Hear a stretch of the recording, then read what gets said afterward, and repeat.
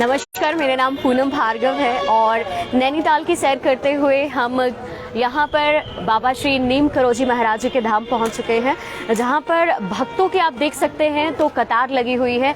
लगातार भक्त यहाँ पे जा रहे हैं दर्शन करने के लिए। ये प्रथम द्वार है, आप यहाँ से एंट्री करते हैं। हम ऑनलाइन के माध्यम से ही इस धाम की पूरी यात्रा करवा देते हैं, क्योंकि आप अंदर जाके वीडियोग्राफी या फोटोज नहीं क्लिक कर सकते हैं, वर्जित है।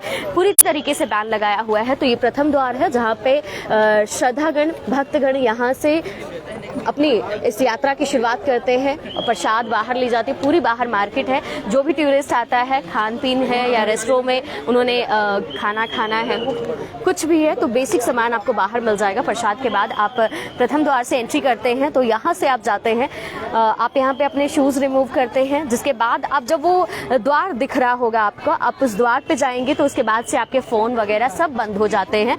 अब मैं आपको बताती हूँ कि पहला मंदिर वैष्णवी देवी का आता है, जहाँ उसके बाद आप मंदिर में दर्शन करते हैं।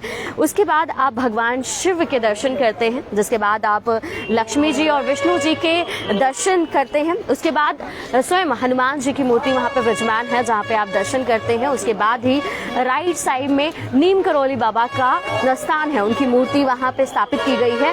पर मानो जब आप उनके दर्शन करने के लिए उस स्थान पर जाते हैं, आपको ऐसा प्रतीत ही नहीं होता कि वो मूर्ति है। उस मूर्ति में वो जो आकर्षण है, वो जो स्माइल है, वो जो मुस्कुराहट है, मानो वो आपको अपनी ओर खींचती होती है। और वो बिल्कुल ही नहीं लगता कि मूर्ति है, ऐसा लगता है कि स्वयं यहाँ पे नीम करोली बाबा बैठे हुए हैं, विराजमान है, जिनके दर्शन करने के लिए आप जा रहे हैं। हालांकि आपका वहाँ से, उस जगह से, उस मंदिर से और कहीं जाने का मन नहीं करता है, पर फिर आपको निकलना पड़ता है। और उसके बाद राइट साइड में ही स्वर्गीय सिद्धि देवी का मंदिर है, जहाँ पे आप जाते हैं, उनके चरणों को, चरण कमल को स्पर्श करते हैं। उसके बाद आप निकलते हैं बाहर तो माता का मंदिर आता है, आप वहाँ पे दर्शन करते हैं। और उसके बाद में एक बुक स्टॉल आती है, जहाँ पर आप अगर वहाँ पे बैठना भी चाहें तो बहुत सारे श्रद्धालु हैं जो कि वहाँ पर बैठते हैं, मेडिटेशन करते हैं और साथ में ही सुंदर कांड का पाठ पढ़ते हैं, हनुमान चालीसा पढ़ते हैं। तो यानी कि आपको वहाँ पे तरह तरह की जो पुस्तकें हैं वो मिल जाती हैं, उनको आप पढ़ते हैं और ध्यान लगाते हैं। क्योंकि एक यही चीज़ कहा गया है कि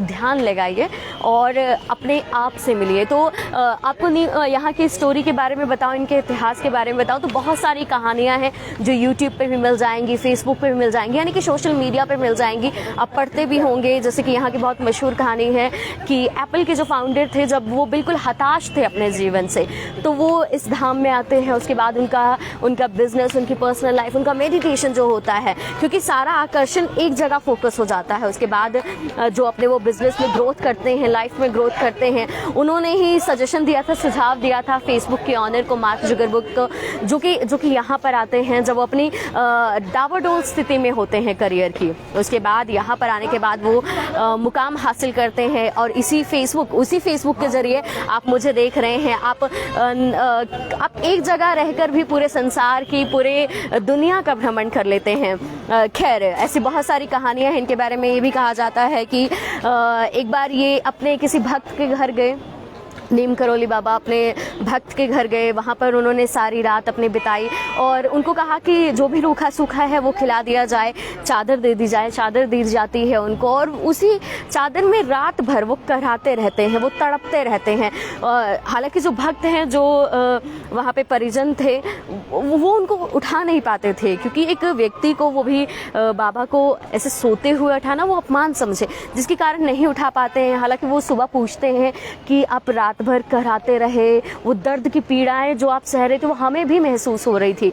तो बाबा ने कहा था कि ये जो चादर है इसको आप दूर ले जाइए, बस आप इसको खोल कर मत देखना।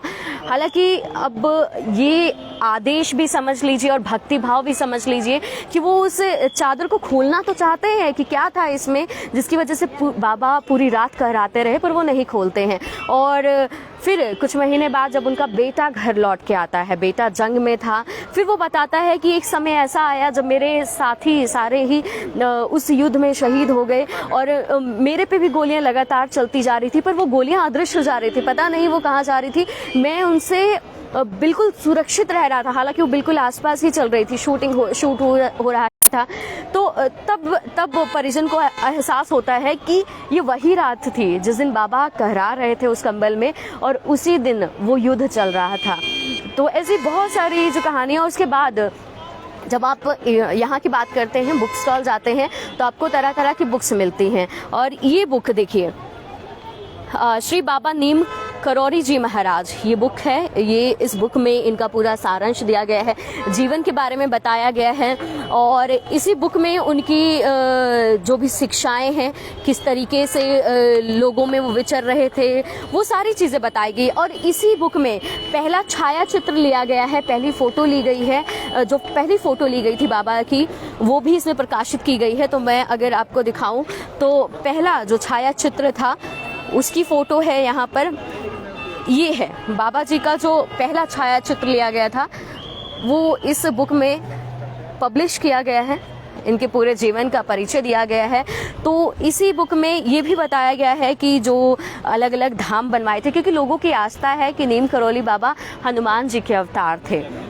लोग उन्हें हनुमान जी की तरह पूजा करते थे, वो श्रद्धा बाबा जी के लिए रखा करते हैं। हालांकि बहुत सारी जो कहानियाँ इनके बारे में कही जाती हैं वो इस बुक में भी प्रकाशित की गई हैं। और इसी बुक में जब बाबा गुफा में जाते हैं, श्री माँ गुफा में, तब ये बाबा की तस्वीर ली गई है और ये प्रकाशित की गई है। इसी के साथ ही माँ सिद्धि के साथ भी फोटो ली गई है। और अगर आप यहाँ से नीम करौली बाबा की छाया चित्र भी लेना चाहते हैं तो वो छाया चित्र भी यहाँ पे उपलब्ध करवाई जाती है। आसपास मैं एक बार आपको मंदिर दिखाऊंगी और आसपास का जो दृश्य है वो दिखाऊंगी। तो यहाँ पर ये मंदिर आप देखिए, और पास में ही ये नदी बहती होती है जिसका आप यहाँ पर आनंद लेते हैं। आनंद और मेडिटेशन, आप ध्यान केंद्रित करते हैं। और जो शिक्षा यहाँ पे दी जाती है, या जो शिक्षा बाबा लगातार देते थे कि आप ध्यान केंद्रित करें, मेडिटेशन करें, वो आप यहाँ पर सीखते हैं, आप करते हैं, ताकि आप स्वयं को पहचान पाएं, अपने अंदर जो अलौकिक शक्ति है उसको पहचान पाए। और यहीं पर बाबा की वो तस्वीर भी यहाँ पर प्रकाशित की गई है जब उन्होंने जटाएं उतरवाई थी। जटाएं उतारने के बाद जो पहली तस्वीर थी नीम करौली बाबा जी के हनुमान मंदिर में, वो प्रकाशित की गई है। और कहाँ कहाँ पे मंदिरों का निर्माण कराया गया है, धाम बनाए गए हैं, उसकी भी पूरी जानकारी इसमें दी गई है। और अब मैं आपको बताती हूँ कि अगर आपने इस धाम में आना है, बाबा नीम करौली जी के धाम में आना है, तो आप रामपुर आ सकते हैं, यहाँ तक ट्रेन आती है। उसके बाद आप नैनीताल आते हैं बस से। नैनीताल के बाद अगर आप कैंची धाम आना चाहते हैं, ये पूरा जो धाम है ये कैंची धाम में है, तो आप यहाँ पे, वो लगभग 20 से 22 किलोमीटर है, आप कैब कर सकते हैं। आप यहाँ पे एक्टिवा और बाइक भी रेंट पे मिलती है, आप उन्हें भी लेकर आ सकते हैं। और इसके बाद अगर आप नैनीताल से एक्टिवा पे आना चाहते हैं तो भवाली से आप सीधा आएंगे, नीचे को ढलान में जाते हैं, आप पूछ सकते हैं। उसके बाद 7 से 8 किलोमीटर की दूरी पर आपको कैंची धाम मिलता है। जो आपको मैंने स्टार्टिंग बताई है कि आप स्टार्टिंग यहाँ से आते हैं, उसके बाद इस मंदिर में प्रवेश करते हैं और अंदर जाके जहाँ पे आप बाबा के दर्शन करते हैं, हनुमान जी के दर्शन करते हैं, वहीं पर फिर आप मेडिटेशन भी करते हैं।